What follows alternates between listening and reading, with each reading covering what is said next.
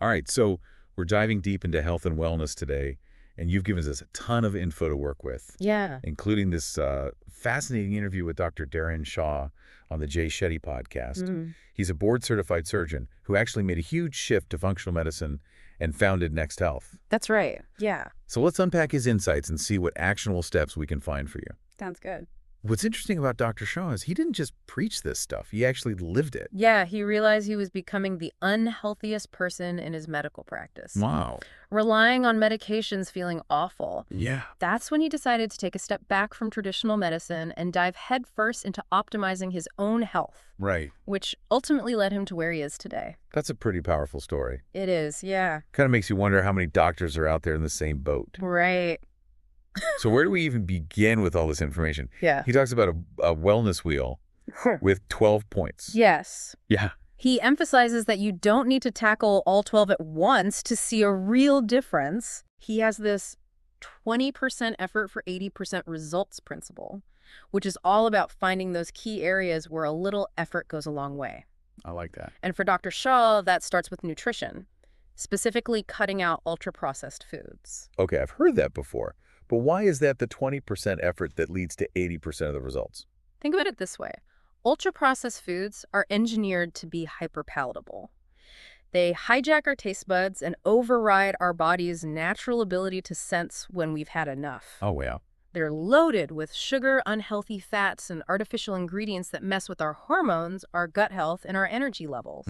It's like constantly bombarding your system with these little hits of instant gratification that leave you feeling worse in the long run. Right. So when you eliminate those, you're essentially removing a major obstacle to better health. It allows your body to reset and start craving those nutrient-dense whole foods that it truly needs. That makes a lot of sense. Yeah. Like finally getting rid of all that noise and allowing your body to tell you what it really wants. Oh. So it's not just about willpower. It's about changing the environment. So you're not constantly battling those cravings. Exactly. You know that classic supermarket analogy, right? Oh, totally. All the fresh whole foods are pushed to the outer edges while the centered aisles are packed with those processed temptations. It's like they're designed to make you walk past all that processed stuff before you can even get to the good stuff. Right. Dr. Shah actually experienced this himself. He said that once he cut out the ultra-processed foods, he naturally started to eat less overall. Interesting. He found himself feeling more satisfied with smaller portions of whole foods, and he wasn't constantly battling those intense cravings that processed foods trigger. Wow. I can definitely relate to those cravings. Yeah. So what happens after you eliminate those ultra-processed foods? What's the next step in optimizing nutrition? Dr. Shai is a big advocate for understanding how your body responds to different foods, and that's where continuous glucose monitors, or CGMs, come in. Okay. You've probably heard about them. They're getting really popular these days. Yeah, I've seen people wearing them, but I never really understood how they work. Okay. What's so special about them? Well, instead of just relying on how you feel after you eat CGMs, give you real-time data on how different foods impact your blood sugar levels. That's it. You can literally see the spikes and dips in your glucose response curve throughout the day. This information helps you make informed choices about what to eat and even the order in which you eat your food. Right. For example, if you know that a certain type of bread sends your blood sugar soaring, you might choose a different option or pair it with protein and fiber to blunt the impact. So it's all about personalization and understanding your own unique responses to food. Yeah. It's like having a personalized nutrition coach right on your wrist. It is. He actually recommends a book called The Glucose Revolution, if you want to dive deeper into this. Okay. It explains how managing your glucose response can impact everything from your energy levels and mood to your long-term health. Adding it to my reading list right now. So we've got cutting out ultra-processed foods and using CGMs to understand our glucose response. What else should we be thinking about when it comes to optimizing nutrition? Another key area Dr. Shai emphasizes is protein intake. He recommends aiming for 1 gram of protein per pound of body weight, particularly as we age. Okay. And he even gives this helpful tip to visualize what that amount of protein actually looks like. Imagine a chicken breast, a piece of fish, a scoop of protein powder.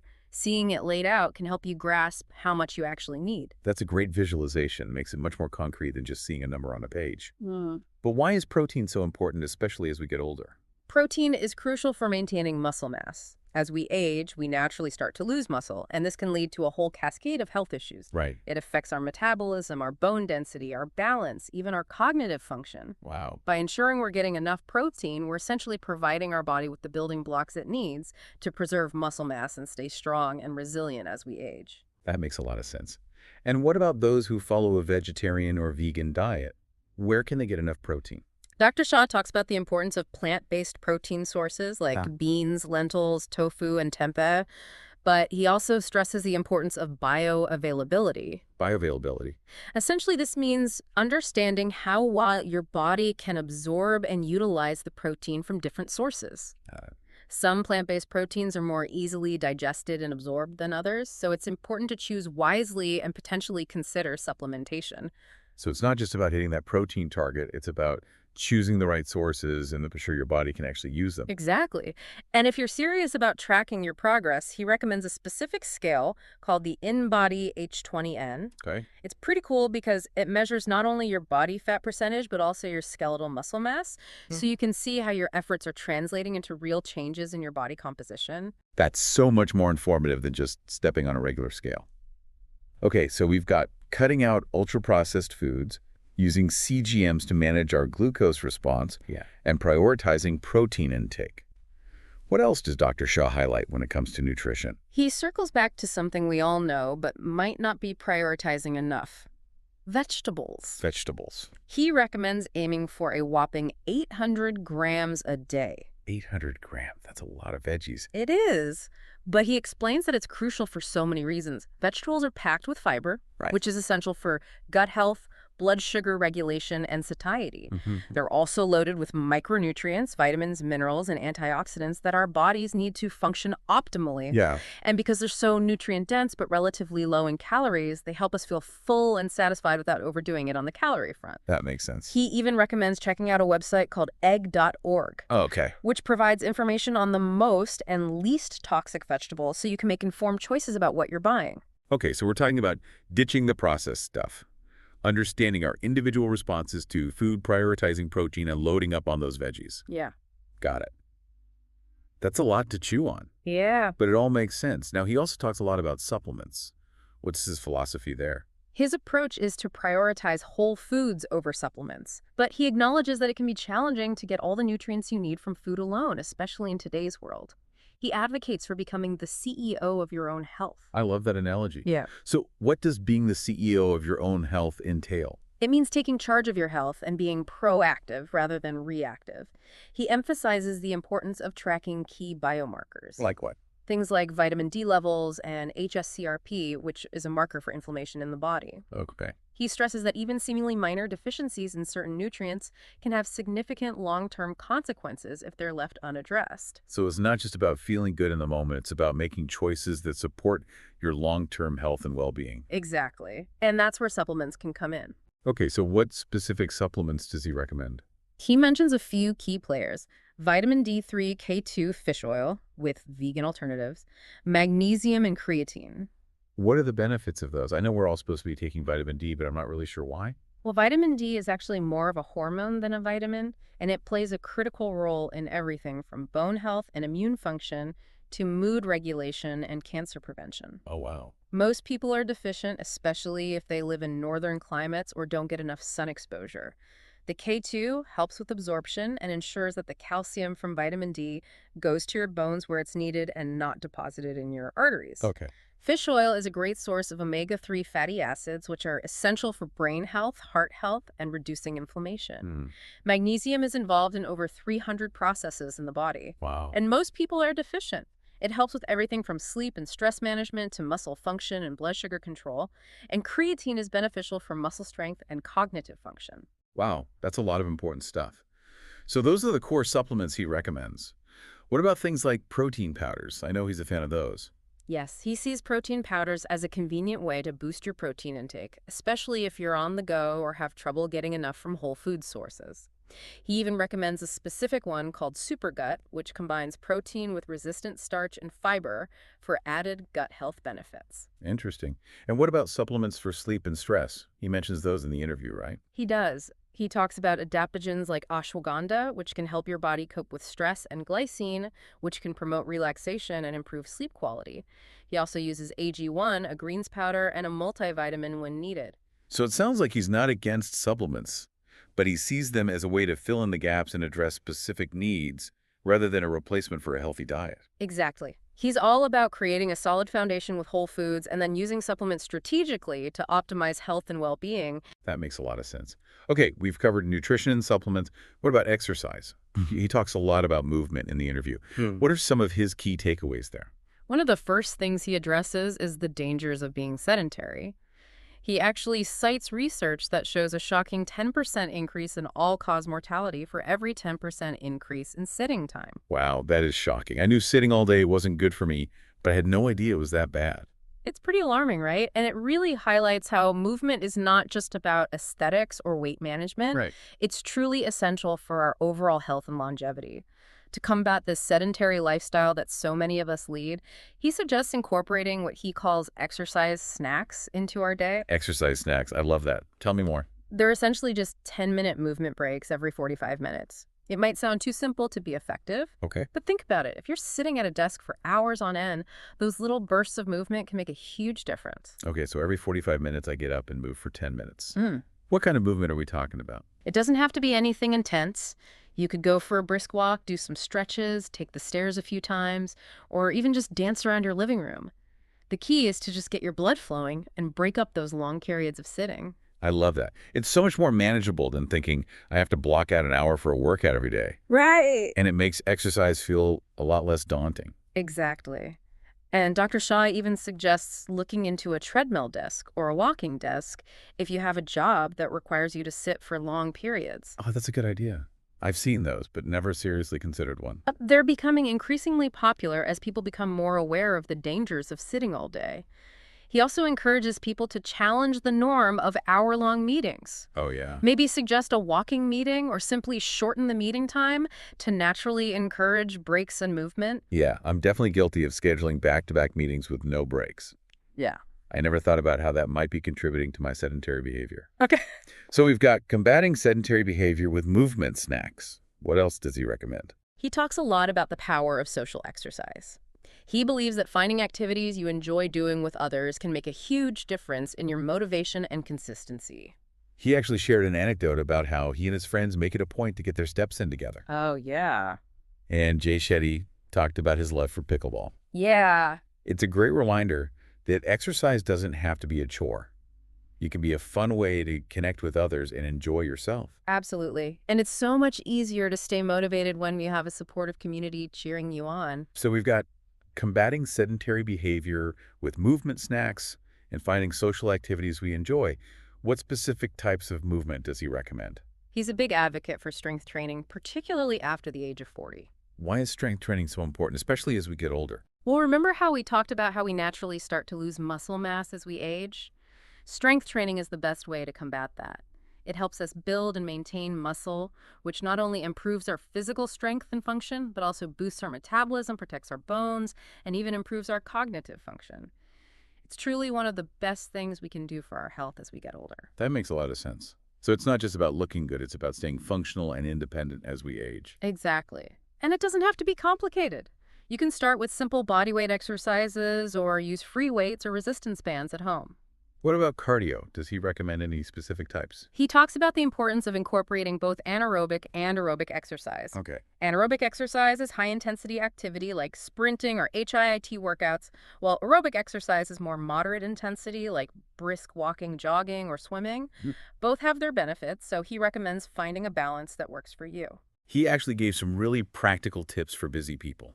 He mentioned things like using 7-minute HIIT apps or keeping weights at home for quick workouts. And he even addressed the perfectionist mindset that a lot of people have around exercise. Oh, absolutely. He encourages people to prioritize consistency over intensity. It's much better to do a little bit regularly than to go all out and then burn out or give up. That's such great advice. It takes the pressure off and makes it feel a lot more Yeah. sustainable. He also mentioned something about stability and balance exercises, right? Yes. He stresses the importance of incorporating stability and balance exercises, especially for those over 50. As we age, our balance and coordination naturally decline, which can increase the risk of falls and injuries. So we're talking about things like yoga tai chi, or even just standing on one leg while you brush your teeth. Exactly. It's about building that foundation of stability and coordination to maintain our independence and mobility as we age. Wow, we've covered a lot of ground here. We've talked about combating sedentary behavior with movement snacks, finding social activities we enjoy, and incorporating strength training, cardio, and stability exercises. That's a pretty comprehensive approach to movement. What's next on the wellness wheel? Let's move on to something that often gets overlooked but is absolutely crucial for overall health and well-being: sleep. Sleep. I know it's important, but I always feel like there's not enough time in the day to get enough of it. I hear you. But Dr. Shah emphasizes that skimping on sleep can really backfire even if we're doing everything else right when it comes to our health. Jay Shetty actually shared a personal experience in the interview about how his sleep was disrupted during the pandemic, and it really impacted his energy levels, mood, and even his ability to focus and be productive. Yeah, it can really throw everything off. It's a good reminder that sleep deprivation can affect us on so many levels. It's not just about feeling tired. It can impact our physical and mental health in profound ways. Definitely. So what does Dr. Shah recommend when it comes to optimizing sleep? Well, he's a big advocate for tracking your sleep patterns to understand what's really going on. Okay. He mentions tools like the Aura Ring, the Whoop Band, or even the 8 Sleep Mattress, Okay. which track various aspects of your sleep, including your heart rate variability, sleep stages, and sleep quality. I've experimented with a few of those trackers myself, and it is amazing how much insight you can gain from the data. It's really helpful. It really makes you aware of patterns you might not have even noticed before. Absolutely. But he also cautions against becoming overly reliant on the data. Oh, yeah, for sure. He suggests using trackers mindfully as tools for improvement, rather than letting them become a source of stress. That's a good point. It's easy to get caught up in the numbers and lose sight of the bigger picture. Totally. One thing he brought up that I thought was interesting was sleep apnea, Oh, yeah. which a lot of people might not even realize they have. He stressed the importance of ruling this out, because it's not just about snoring. Yeah. It can actually have serious health consequences. Right. It's serious. Exactly. Sleep apnea causes your breathing to repeatedly stop and start during sleep, which puts a lot of stress on your body. Yeah. And it's linked to a lot of different health problems, too. It's linked to high blood pressure, heart disease, stroke, diabetes, and even depression. Wow. I didn't realize it was linked to all that. Wow. I had no idea it was that serious. What are the signs of sleep apnea? He describes symptoms like loud snoring, gasping for air during sleep, waking up with a dry mouth, or sore throat, morning headaches. Okay. Daytime sleepiness, difficulty concentrating, and irritability. So it's not just about how you feel during the night, it's also about how you feel during the day. Exactly. If you suspect you might have sleep apnea, he recommends talking to your doctor. There's a simple questionnaire called the Stott-Bang questionnaire that can help assess your risk. That's good to know. And the good news is that sleep apnea is treatable. What were some of the treatment options he mentioned? He talked about things like dental appliances that help reposition your jaw, CPAP machines that deliver continuous positive airway pressure to keep your airway open, and even surgery in some cases. So it's definitely worth getting checked out if you think you might have it. Yeah. What about those who have trouble staying asleep throughout the night? He addressed that as well, right? He did. He outlined 3 common culprits for waking up multiple times during the night: Okay. nocturia, frequent urination, anxiety or stress, and eating or drinking too close to bedtime. Okay, let's break those down one by one. What did he suggest for nocturia? He mentioned that there are medications that can help, as well as pelvic floor exercises that can strengthen the muscles that control urination. He also stressed the importance of limiting fluid intake in the hours leading up to bedtime. That makes sense. Yeah. What about anxiety or stress? I know a lot of people struggle with racing thoughts at night. For sure. He suggested a few different strategies, including journaling to get those worries out of your head, practicing relaxation techniques like deep breathing or meditation, and creating a calming bedtime routine that helps signal to your body that it's time to wind down. Those are all great tips. And what about eating or drinking too close to bedtime? How does that affect our sleep? Eating a heavy meal or consuming sugary drinks close to bedtime can cause your blood sugar to spike and then crash, which can disrupt your sleep. It can also lead to indigestion and heartburn, making it difficult to fall asleep or stay asleep comfortably. So it's best to give your body a few hours to digest before hitting the hay. What else did he say about optimizing sleep? He's a big advocate for creating what he calls a cave-like sleep environment. A cave? Yeah. Interesting analogy. What does that entail? He recommends keeping your bedroom cool, dark, and quiet. He suggests aiming for a temperature around 65 degrees Fahrenheit, eliminating all sources of light, including those pesky electronic devices, and using a white noise machine if needed to block out any distracting sounds. I've heard about the importance of darkness for sleep, but I never realized that temperature was so important. It is. Your body temperature naturally drops as you fall asleep, so a cool room can help facilitate that process. He also emphasized that the sleep routine begins upon waking. Getting exposure to sunlight first thing in the morning helps regulate your circadian rhythm and sets you up for better sleep later on. That's a good reminder that it's not just about what we do right before bed, it's about how we structure our entire day. Exactly. He also recommends setting a sleep alarm 2 hours before bedtime to start winding down and minimizing electronic device use. So no more scrolling through social media or watching TV in bed. It's best to avoid those blue light-emitting devices in the hours leading up to bedtime because they can suppress melatonin production, which is the hormone that helps regulate our sleep-wake cycle. Okay, so we've covered a lot of ground here on sleep. Tracking our sleep patterns, being aware of sleep apnea, addressing common sleep disruptors like nocturia, anxiety, and late-night eating, creating a cave-like sleep environment, regulating our circadian rhythm with sunlight, and setting a sleep alarm to wind down. What's next on our deep dive into Dr. Shai's wellness wisdom? Let's talk about something that's been getting a lot of attention lately. Gut health. It really is. Yeah. And it's not about beating ourselves up if we slip up every now and then. Totally. And it's not about being restrictive either. It's about finding what works for you, what feels good, and what you can sustain over time. It's like he says, 20% effort for 80% of the results. Exactly. Find those key areas where you can make a real impact without feeling overwhelmed. And he emphasizes the importance of being your own health advocate, which is something I think a lot of people struggle with. Oh, yeah, for sure. It can be intimidating to question your doctor or to do your own research, but it's so important to be an active participant in your own health journey. Totally. And to find practitioners who you trust and who align with your values. Absolutely. So we've covered a lot of ground in this deep dive. From nutrition to supplements to exercise to sleep, gut health, heart health, cancer prevention, stress management, even the importance of purpose and connection, gratitude, and social support. It's a lot. But I think the key takeaway is that we have more control over our health than we often realize. I agree with that. And it's inspiring to know that we can make a real difference in our well-being. It really is. So as we wrap up this deep dive, what one piece of advice would you give to our listener based on Dr. Shai's wisdom? That's a good question. I think I would say start small. Don't try to overhaul your entire life overnight. Just pick one or two things that resonate with you. Maybe it's cutting back on those ultra-processed foods or prioritizing sleep or finding a form of movement that you actually enjoy. I love that. And be patient with yourself. Change takes time and there will be setbacks along the way. But don't give up. Absolutely. And remember to celebrate your wins no matter how small they may seem. That's so important. It's easy to focus on